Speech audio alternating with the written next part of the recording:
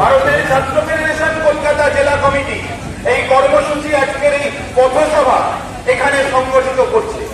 ভারতের ছাত্র ফেডারেশন যখন করছে তখন এই কর্মসূচির এই পথসভার মূল উদ্দেশ্য এই এলাকায়, এই ঐতিহাসিক কলেজ স্ট্রিট এলাকায়, সামনে কলকাতা বিশ্ববিদ্যালয়, পাশে প্রেসিডেন্সি কলেজ, প্রেসিডেন্সি বিশ্ববিদ্যালয়, ছাত্রছাত্রীরা আগামী 12 তারিখ যে নির্বাচন সংগঠিত হতে চলেছে আমাদের এই কলকাতা শহরে, দেশের সরকার আগামী 5 বছর কোন পথে চলবে, কোন দিকে চলবে, কোন নীতি মেনে চলবে সেটা নির্ধারিত করবার যে নির্বাচন সংগঠিত হতে চলেছে, সেই নির্বাচনের প্রাককালে দাঁড়িয়ে তারা কি ভাবছেন, তাদের জীবনের অভিজ্ঞতা, তাদের আগামী দিনে কাদেরকে নির্বাচিত করতে উদ্বুদ্ধ করছে।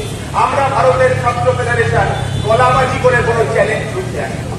আমরা ভারতের ছাত্র ফেডারেশন ছাত্রছাত্রীদের এখানে ধমক চমক দিয়ে বলতে আসিনি যে আমাদের প্রার্থী অমুক, আপনাদের তাকেই ভোট দিতে হবে। আমরা ছাত্রছাত্রীদেরকে বলতে এসেছি যে গত 34 মাসের এই রাজ্যের তৃণমূল কংগ্রেসের সরকারে, গত 5 বছরের এই দেশের ইউপিএ 2 সরকারে আমাদের ভারতের ছাত্র ফেডারেশন যে সমস্ত ছাত্রছাত্রীরা করে তাদের কিছু নির্দিষ্ট অভিজ্ঞতা তৈরি হয়েছে। আমরা আমাদের অভিজ্ঞতার সাথে যে সমস্ত ছাত্রছাত্রীরা ভারতের ছাত্র ফেডারেশন করেন না তাদের অভিজ্ঞতা মিলে যাচ্ছে কিনা সেটা দেখতে। গত 5 বছরে কি পেলেন দেশের সরকারের কাছে? একজন ছাত্র হিসাবে গত 5 বছরে শিক্ষা ব্যবস্থায় কোন এমন আমূল সংস্কার আপনারা দেখতে পেলেন যার জন্য মনে হতে পারে যে গত 5 বছরটা এই দেশের, এই রাজ্যের সাধারণ ছাত্র সমাজের দিকে তাকিয়ে চলেছে? গত 5 বছরে ইউপিএ 2 সরকার তারা তাদের শিক্ষানীতিতে স্পষ্ট যে ব্লুপ্রিন্ট শিক্ষা সংক্রান্ত তৈরি করেছে তাতে আমাদের বারংবার জানিয়ে দেওয়ার চেষ্টা করলো যে আমাদের দেশে পড়াশুনো করাটা আসলে সবার অধিকার হোক, এটা আমাদের দেশের ইউপিএ 2 সরকার, কংগ্রেসের সরকার চায় না। তারা মনে করে যে দেশের শিক্ষা শুধুমাত্র তাদের জন্যই হতে হবে যাদের পড়াশুনো করবার পকেটে ক্ষমতা আছে, যারা অনেক টাকা দিয়ে পড়াশুনো করতে পারবে। যাদের সেই ক্ষমতা নেই, শিক্ষা তাদের জন্য নয়। তাই জন্যেই আমাদের দেশের সরকার, আমার আগের বক্তব্য সুজিত গোস্বামী বলছিল, আমাদের দেশের সরকার তারা বারংবার প্রাইভেট কলেজ, প্রাইভেট বিশ্ববিদ্যালয় গড়ে তুলতে হবে, এই দিকে সব থেকে বেশি জোর দেওয়া শুরু করল। তারা নির্দিষ্ট ভাবে বলে দিল, তারা প্রাইভেট ইউনিভার্সিটি বিল আনলো, তারা বলল যে শিক্ষা আসলে ওই কালার টিভি, ওয়াশিং মেশিন, খুব গরম পড়েছে, এসি নাকি এখন নেসেসিটি হয়ে যাচ্ছে, ওই এয়ার কন্ডিশনারের মতো একটি পণ্য ঝাঁ চকচকে শপিং মলের কাঁচের দরজা ঠেলে খুলে রিলায়েন্স এডুকেশন কি টাটা এডুকেশনের দোকানে ঢুকে আপনাদের আগামী দিনে ওখান থেকে শিক্ষা কিনে পড়াশুনো করতে হবে। দেশের সরকার আপনার পড়াশুনো করবার অধিকারকে সুনিশ্চিত করবার কোন ব্যবস্থা গ্রহণ করবে না। দেশের সরকার, কংগ্রেসের সরকার, ইউপিএ 2 সরকার নির্দিষ্টভাবে আমরা দেখতে পেলাম যে তারা তাদের সরকার তারা চালাচ্ছে, তারা তাকিয়ে আছে ভারতবর্ষের কতিপয় কিছু অত্যন্ত বড় লোক, ভারতবর্ষের কতিপয় কিছু মাল্টি বিলিয়নিয়ারের মুখের দিকে তাকিয়ে। ময়ূর এই মিটিং এর সভাপতি বলছিল যে আমাদের দেশের এই কতিপয় কিছু মানুষ তারা নিজেদের স্ত্রীদের জন্মদিনে এরোপ্লেন উপহার দেন, তাদের বাড়ির বিদ্যুতের বিল প্রতি মাসে কোটি টাকার উপরে আসে। দেশের ইউপিএ 2 সরকার, কংগ্রেসের সরকার গত 5 বছর এরা যাতে আরো বড় লোক হয় তার জন্যই সরকার চালিয়ে গেছে।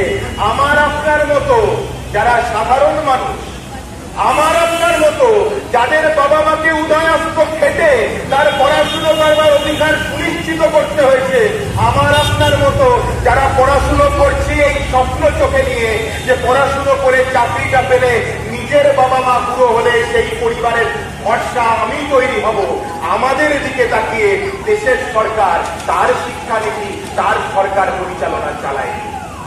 এর প্রতিবাদে এই নীতিকে ঠিক করবার স্বার্থে আগামী 12 তারিখ আমরা আপনাদেরকে আবেদন জানাচ্ছি যে আগামী 5 বছর আমাদের দেশে সরকার ঠিক এই উপায়েই চলুক, তার শিক্ষানীতি যেরকম ছিল সেরকমই থাকুক, বেসরকারি বিশ্ববিদ্যালয়ে বেড়ে চলুক ব্যাঙের ছাতার মতন, এবং শিক্ষায় সরকারি সাহায্য, রাষ্ট্রায়ত্ত সাহায্য ধীরে ধীরে কমে যাক। আপনারা কি এটা চান? নাকি আমরা বামপন্থীরা বলছি যে জাতীয় আয়ের 6% শিক্ষাখাতে ব্যয় করতে হবে, যে শিক্ষাকে রাষ্ট্রায়ত্তকরণ করতে হবে সম্পূর্ণভাবে, শিক্ষার দায়িত্ব রাষ্ট্রকে নিতে হবে, এটা পরিষেবা, এটা অধিকার, তাকে পরিষেবা, তাকে অধিকার হিসেবে সাধারণ মানুষের কাছে পৌঁছে দিতে হবে, এই দাবিকে আপনারা সমর্থন করছেন। আমাদের বামপন্থীদের দাবিকে যদি সমর্থন করেন তাহলে জানবেন এই কলকাতা উত্তর লোকসভা কেন্দ্রে বামপন্থীদের যে প্রার্থী, বামফ্রন্ট মনোনীত যে প্রার্থী কংগ্রেস রূপা বাগচি দাঁড়িয়েছে, তিনি যদি জয়যুক্ত হন, এই আমার আপনার মতো সাধারণ ঘরের সাধারণ ছাত্রছাত্রীদের এই সমস্ত নিজেদের ব্যক্তিগত সমস্যাগুলিকে নিয়ে, পড়াশুনো করবার সমস্যাগুলিকে নিয়ে দিল্লি যাবেন, সংসদে ঝড় তুলবেন, লড়াই করবেন, আমার আপনার সমস্যা মেটানোর দাবিটাকে ছিনিয়ে আনবেন।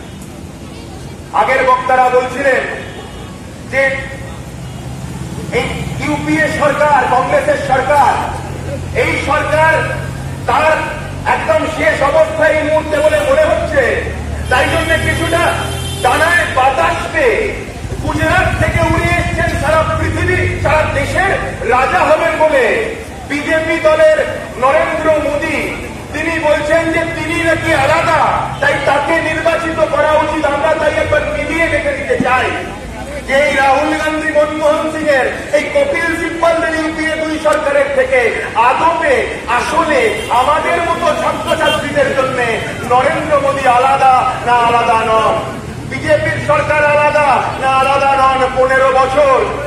15 বছর তিনি গুজরাটের মুখ্যমন্ত্রী। কমরেড বিকাশ বলবার সময় বলছিলেন শিক্ষায় 14 নম্বরে গুজরাট। নতুন কলেজ বিশ্ববিদ্যালয় তৈরি হওয়ার প্রশ্নে গুজরাট দেশের সব থেকে নিচের 5টি রাজ্যের মধ্যে একটি। শিক্ষায় রাজ্য বাজেটে অংশ দেওয়ার প্রশ্নে দেশের শেষ 5টি রাজ্যের মধ্যে একটির নাম গুজরাট, নরেন্দ্র মোদী। আবার নরেন্দ্র মোদী এবং বিজেপির শিক্ষা সংক্রান্ত বিষয়ে একটি পার্থক্য আছে, যা সরাসরি ভাবে সেভাবে দেখতে গেলে কংগ্রেসের ইউপিএ 2 সরকারেরও ছিল না। হ্যাঁ, ইউপিএ 2 সরকারও বেসরকারি বিশ্ববিদ্যালয়ের কথা বলে, নরেন্দ্র মোদীর সরকারও বেসরকারি বিশ্ববিদ্যালয়ের কথা বলে। ইউপিএ 2 সরকারও যার পকেটে টাকা আছে তার জন্যই পড়াশুনো, এই নীতির কথা বলেন। নরেন্দ্র মোদীর গুজরাট, নরেন্দ্র মোদীর বিজেপি, নরেন্দ্র মোদী নিজেও যার পকেটে টাকা আছে তার জন্যই শিক্ষা, এই নীতির কথা বলেন। তবুও একটা পার্থক্য আছে, 2001 থেকে 2004 যে এনডিএর সরকার ছিল, অটল বিহারী বাজপেয়ী তার প্রধানমন্ত্রী ছিলেন। একটু মাথায় চাপ দিয়ে মনে করে দেখবেন, পার্থক্য ছিল যে হঠাৎ করে আপনার স্কুলের সিলেবাসটা পাল্টে যাচ্ছিল। হঠাৎ করে আলেকজান্ডার সেই সুদূর গ্রিস থেকে যুদ্ধ করতে করতে ভারতবর্ষে এসে বিহারে এসে হেরে যাচ্ছিলেন। যদি ইতিহাস আমাদের শেখায় যে উনি ওই পাঞ্জাবের সিন্ধু নদের তীরে পুরু রাজাই তাকে হারিয়েছিল। হঠাৎ করে জ্যোতিষ বিজ্ঞান আমাদের স্কুল কলেজের পাঠ্যক্রমে চলে আসা শুরু করে। হঠাৎ করে এই গুজরাটে যখন এখনো আছে এনসিইআরটির ক্লাস 8 এর সিলেবাস খুললে আপনি হিন্দু ধর্ম সম্পর্কে এবং সেটাই যে শ্রেষ্ঠ, তা বাদ দিয়ে আপনার অন্য কোনো ধর্ম মানার অধিকার ভারতবর্ষে থাকতে পারে না, এটা বোঝানোর জন্যে, আপনার মাথায় ঢোকানোর জন্যে সিলেবাসে বইতে বড় বড় করে লেখা থাকছে। নরেন্দ্র মোদীর সরকার মানে মিথ্যা ইতিহাস ছাত্রছাত্রীদের মনে, ছাত্রছাত্রীদের মননে ঢুকিয়ে দেওয়া। নরেন্দ্র মোদীর বিজেপির সরকার মানে দেশকে ভাগ করা। নরেন্দ্র মোদীর বিজেপির সরকার মানে দাঙ্গা লাগানো। নরেন্দ্র মোদীর বিজেপির সরকার মানে মানুষকে ধর্মের নামে জন্তুতে পরিণত করা।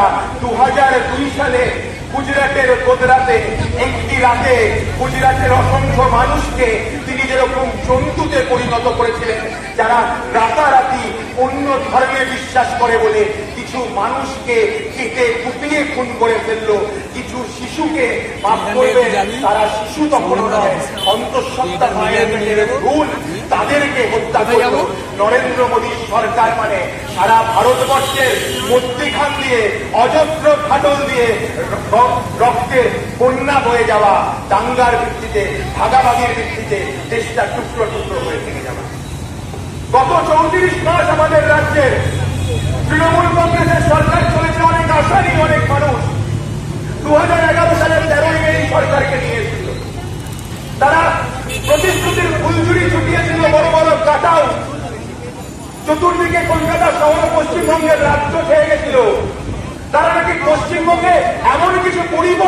আসতে যাচ্ছে, যে পরিবর্তনে ছোঁয়াতে আমাদের পশ্চিমবঙ্গ হঠাৎ করে জাদু নগরী তৈরি হয়ে যাবে। পশ্চিমবঙ্গের মাটি থেকে সোনা ফলবে, পশ্চিমবঙ্গের জল পৃথিবীর সব থেকে মিষ্টি হবে। যখন যা চাইবে তখন মানুষ তাই পাবে। এই রাজ্যের মামাটি মানুষের সরকার 34 মাস আগে এই জাতীয় প্রতিশ্রুতির ফুলঝুরি নিয়ে এই সরকার এসেছিল। কি পেলাম আমরা জিজ্ঞাসা করতে চাই, যে সমস্ত মানুষ আমাদের কথা শুনতে পাচ্ছে, যে সমস্ত ছাত্রছাত্রীরা আমাদের কথা শুনতে পাচ্ছে, এই শতাব্দী প্রাচীন ঐতিহাসিক দেশের সর্বশ্রেষ্ঠ দুটি বিশ্ববিদ্যালয়ে পড়াশুনো করেন, আমরা আপনাদের জিজ্ঞাসা করতে চাই যে ওই পরীক্ষাটা দিয়েছিলেন তো গত বছর, ওই যে বলেছিল মমতা ব্যানার্জি বা ভারত পশ্চিমবঙ্গের বিভিন্ন জায়গায় মঞ্চ করে মঞ্চের এপার থেকে ওপার হাঁটতে হাঁটতে মাইক নিয়ে বলেছিল 10 লক্ষ চাকরির কথা, 15 লক্ষ চাকরির কথা। তখন আশায় বুক ভেবেছিলেন তো পরীক্ষাটা দেব, এসএসসি পরীক্ষাটা দেব, প্রাইমারি টেস্ট পরীক্ষাটা দেব, পড়াশুনো করেছি, পরীক্ষাটা ভালো হবে, চাকরিটা পাবো ভেবেছিলেন তো, স্বপ্ন দেখেছিলেন তো। চাকরিটা পেলে নিজের বাবা মার বয়স হয়েছে, বাবা রিটায়ার করে গেছে, আর ওনাকে সংসার চালাতে হবে না, এবার আমি চালাবো ভেবেছিলেন তো। যে বাড়িতে ছোট ভাইটা আছে, বোনটা আছে, ওর পড়াশুনোর খরচটা এবার আমি চালাতে পারবো ভেবেছিলেন তো। বুড়ো বাবা বাজারের থলি নিয়ে প্রতিদিন সকালে বাজারে যেতে হচ্ছে, খুব কষ্ট হচ্ছে। আমি বড় হয়ে গেছি, আমি চাকরি করছি, আগামী দিন থেকে বাজারের থলিটা নিয়ে আমি বাজারে যাব ভেবেছিলেন তো। তারপর একদিন যখন দেখলেন পরীক্ষার রেজাল্ট বেরোলো, দেখলেন আপনার নাম নেই, আমরা জানি আপনারা অবসাদে ভুগছিলেন, আমরা জানি আপনাদের মন খারাপ হয়েছে। তারপর যখন শুনলেন না আপনি নন, আপনার পাড়ার পাশের পাড়ায় ওই আরেকটি ছেলে, সে পেটে কলটা পেয়েছে, এসএসসির কলটা পেয়েছে, তখন আমি জানি যে আপনাদের আরেকটু মন খারাপ হয়েছিল। ভেবেছিলেন যে ওর কথা তো শুনেছিলাম, আমি তো পরীক্ষাটা ওর থেকে ভালো দিয়েছিলাম, তাহলে কেন আমি পেলাম না, কেন ও পেয়ে গেল। একরাশ মন খারাপ নিয়ে রাত্রিবেলা বাড়িতে এসে মুখটাকে গুম করে বসে থাকা, দিনের পর দিন, রাতের পর রাত। তারপর আবার একদিন সকালবেলা খবরের কাগজ খুলে দেখলেন যে না, আপনি ওই ছেলেটির থেকে পড়াশুনোয় খারাপ ছিলেন এমনটা নয়, যে আপনি ওই ছেলেটির থেকে পরীক্ষাটা খারাপ দিয়েছিলেন এমনটা নয়। দেখলেন যে মেধার কোনো সম্পর্ক নেই এর সাথে। তখন জানতে পারলেন যে ওই ছেলেটি আরো কিছু ছেলে মেয়েদের মতো অমুক পাড়ায়, অমুক রাজনৈতিক দলের, অমুক নেতার আশেপাশে গত 1.5 মাস ধরে প্রচুর ঘোরাঘুরি করেছিল, বা অমুক ছেলেটি তার বাবা এত টাকা অমুক নেতাকে দিতে পেরেছিল, তাই জন্য তালিকাতে তার নাম এসছে, নইলে হয়তো ওটাতে আপনারই নাম আসতো। এটা আমার রাজ্যের শিক্ষা ব্যবস্থা, এটা আমার রাজ্যের ছাত্রছাত্রীদের চাকরি পাওয়ার পরিস্থিতি, এটা বেকারত্ব মেটানো, এটা 10 লক্ষ বেকারের চাকরি, 15 লক্ষ বেকারের চাকরি। রাজ্যের শিক্ষামন্ত্রী, উচ্চ শিক্ষামন্ত্রী ব্রাত্য বসু, নাট্যকার, সবার প্রিয়, তিনি সরকারে এসে প্রথম প্রেস কনফারেন্স করে বলেছিলেন যারা বড় বড় শপিং মলে যেতে পারে জামা কাপড় কেনবার জন্য, সিনেমা দেখবার জন্য, পড়াশুনো করবার অধিকারটা শুধুমাত্র এই রাজ্যে তাদেরই আছে। যেটা উনি সেদিন বলেননি, যেটা উনি প্রমাণ করে দেখালেন, যে যারা যারা বড় বড় শপিং মলে যেতে পারে জামা কাপড় কেনবার জন্য, সিনেমা দেখবার জন্য, যাদের বাবা মায়ের অত টাকা পয়সা আছে, তাদের বাবা মারা টাকা পয়সা যদি ঘুষ হিসাবে দেয়, তবে এই রাজ্যে তার ছেলে মেয়ে চাকরি পাবে, নইলে কোনোদিনও পাবে না। এই রাজ্যে গরিব বাড়ির মেধাবী ছেলে মেয়ে পড়াশুনো করে মাথা উঁচু করে বেঁচে থাকার, চাকরিতে পরিবারের দায়িত্ব নেওয়ার, স্বপ্ন দেখবার কোন অধিকার এই মামাটি মানুষের সরকার, এই তৃণমূল কংগ্রেসের সরকার কোনোদিন দিতে চাইবে না। এই রাজ্য, এই শিক্ষা ব্যবস্থাটি আমাদের কাছে ছাত্রছাত্রীরা চান। আজকাল কলকাতা শহর, পশ্চিমবঙ্গ অন্ধকার করেছে। যখন সূর্য ডুবছে, এরকম অন্ধকার হয়ে সূর্য গত 34 বছরের বামফ্রন্ট সরকারের এমন অনেক ছাত্রীরা আছেন এখান বিশ্ববিদ্যালয় থেকে পড়াশুনো করে কোথাও টিউশনি করতে যেতে হয়, কেউ কেউ বা হয়তো চাকরি করতে যান, বাড়ি ফিরতে 7:30, 8টা, 8:30 বেজে যায়। বাড়ি ফিরছেন যখন মা বা বাবার অন্তত 10টা ফোন আসে যে মা তুই কোথায়, এখনো ফিরলি না কেন।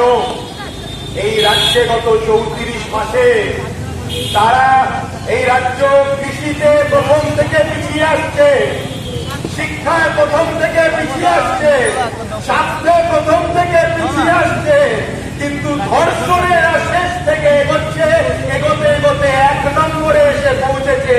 যে পশ্চিমবঙ্গ গর্ব করে যে রাজ্যের বাসিন্দারা বলতেন আমরা ভারতবর্ষের সব থেকে নিরাপদ রাজ্যে বসবাস করি, আজকে ভারতবর্ষের সব থেকে বিপজ্জনক রাজ্যে নারীদের ইজ্জত, নারীদের সম্ভ্রম, নারীদের মানের জন্য সব থেকে বিপজ্জনক রাজ্যে আজকে পশ্চিমবঙ্গে আমরা বসবাস করতে বাধ্য হচ্ছি। তার কারণ তৃণমূল কংগ্রেসের সরকার, তার কারণ মমতা বন্দ্যোপাধ্যায়ের সরকার। সমস্তিপুর থেকে বিহারের একটি পরিবার তারা উঠে এলো, তারা এলো একটা স্বপ্ন বুকে নিয়ে। তারা ভেবেছিল যে কলকাতা শহর, এই শহরের মন বিরাট, এই শহরে আমি মাথা উঁচু করে বাঁচতে পারবো, এই শহর আমাকে পেট ভর্তি দুবেলা ভাত দেবে, এই শহর আমাকে মাথা গোজবার ছাদ দেবে, আর আমার একটা ছোট্ট মেয়ে আছে, এই শহরটা তাকে সম্মান দেবে, এই শহরটা তাকে পড়াবে, শেখাবে, এই শহরটা তাকে বড় করে তুলবে, এই শহরে সে চাকরি করবে। আমি ট্যাক্সি চালাই, সারা জীবন হয়তো পারবো না, আমার মেয়েটা বড় হলে আমার দায়িত্ব নেবে, আমার বউয়ের দায়িত্ব নেবে, আমাকে আর ট্যাক্সি চালিয়ে খেতে হবে না। ওই মধ্যম গ্রামে যখন ওই 16 বছরের বাচ্চা মেয়েটাকে দুইবার ধর্ষণ করে আগুন লাগিয়ে খুন করে ফেলে দেওয়া হলো, যারা আমাদের কথা শুনতে পাচ্ছেন আমরা জানি যে আপনাদের মনে প্রশ্ন উঠেছিল যে পুলিশ কোথায় ছিল, প্রশাসন কোথায় ছিল, যখন সমস্তিপুর থেকে আসা ওই পরিবারের ওই বাচ্চা মেয়েটা নিজের প্রাণ ভিক্ষা করে হাউ হাউ করে চিৎকার করছিল, সাহায্য চাইছিল, সরকার কোথায় ছিল। তারপর যখন দেখতে পেলেন মেয়েটির গলে যাওয়া, পুড়ে যাওয়া দগ্ধ ওই দেহ, হাসপাতাল থেকে বের করে ওর পরিবার তাকে শ্মশানে নিয়ে যেতে চাইছে, তখন দেখতে পেলেন 1000-এরও বেশি পুলিশ সেখানে চলে এলো, তার দেহকে হাইজ্যাক করে নিয়ে যাবে। তার কারণ আমাদের রাজ্যের ওই গঙ্গাটা পেরোলে কোনো একটি খুব উঁচু সাদা নীল রঙের বাড়ি থেকে নাকি ডাইরেক্ট অর্ডার এসেছিল ওই দেহকে নিয়ে যাতে ওর পরিবার বেরোতে না পারে। দুঃখের জায়গা এটা, যখন মেয়েটি ধর্ষিত হচ্ছিল, যখন কামদুনিতে ওই ছাত্রী ধর্ষিতা হচ্ছিলেন, যখন পার্কস্ট্রিটের ওই মহিলা ধর্ষিতা হচ্ছিলেন, যখন অর্জুনা, যখন লোবা, তখন ওই নবান্নের একদম উপরের তলা থেকে পুলিশ প্রশাসনের কাছে একটা ডাইরেকশনও যায়নি যে আপনারা দেখুন এই রাজ্যটা ধর্ষকদের রাজ্যে পরিণত হয়ে যাচ্ছে, এটাকে আমাদের আটকাতে হবে। আমরা জানি কোনো ডাইরেকশন যায়নি, তার কারণ যারা অন্ধকারের জীব, যারা হিংসা তৈরি করবার চেষ্টা করছেন, যারা অপরাধমূলক কাজ করছেন, 34 মাসের তৃণমূল কংগ্রেসের সরকারে আমাদের রাজ্যে কেউ ভালো থাকুক আর না থাকুক, তাদের থেকে ভালো কেউ কোনোদিনও কোন রাজ্যের কোন সরকারি ব্যবস্থায় থাকতে পারে না। যারা আমাদের কথা শুনতে পাচ্ছে, এমন অনেক এখানে অনেক ব্যবসায়ী দাদারা আছেন, ছাত্রছাত্রীরা আছেন, যাদের অভিভাবকেরা আছেন, যাদের অভিভাবকেরা যারা নিজেরা হাড় ভাঙা খাটুনি খেটেছেন, সারা জীবন খাটুনি খেটে টাকা পয়সা পরিবার চালিয়েও কিছু সঞ্চয় করেছিলেন, সঞ্চয় করে ভেবেছিলেন যে আমার ছেলেটা, আমার মেয়েটা স্কুলটা ভালো পাশ দিয়েছে, তাকে ইঞ্জিনিয়ারিং পড়াবো, টাকা দরকার, আমার সঞ্চয় টাকাতে হবে কিনা বুঝতে পারছি না।